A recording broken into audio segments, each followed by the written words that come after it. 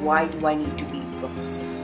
I'm good, I'm settled, I've done my degree. If you have these kind of questions, let me answer those. Would be perhaps about 5 years old.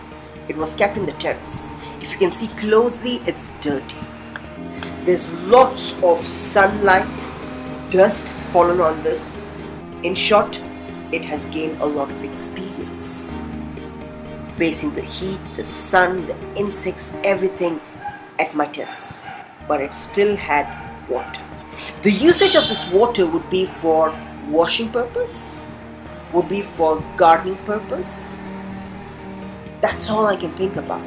Why am I giving you this example is we adult professionals are just like this bottle with this water.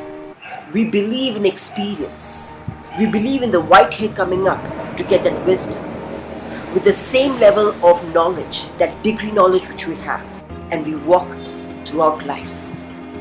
We become developers, we become engineers, whatever profession we are, carrying the same knowledge. And you know what? Sometimes when we happen to network with people or read something, little bit of new knowledge drops in, but we do not see any change in our life. This water bottle which has been used every day, the water inside demands this bottle to be maintained, this bottle to be cleaned, this bottle to be placed in a better position. It all depends on the water inside. The more fresh it is, makes the water in demand. And that's what I'm trying to say. The knowledge which you learnt in your degree level has to be poured out, and new knowledge has to be gained in, because that knowledge will demand a higher recognition.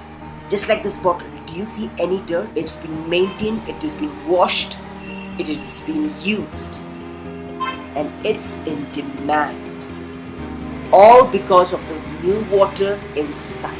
That's what, my friends, we need to be updated.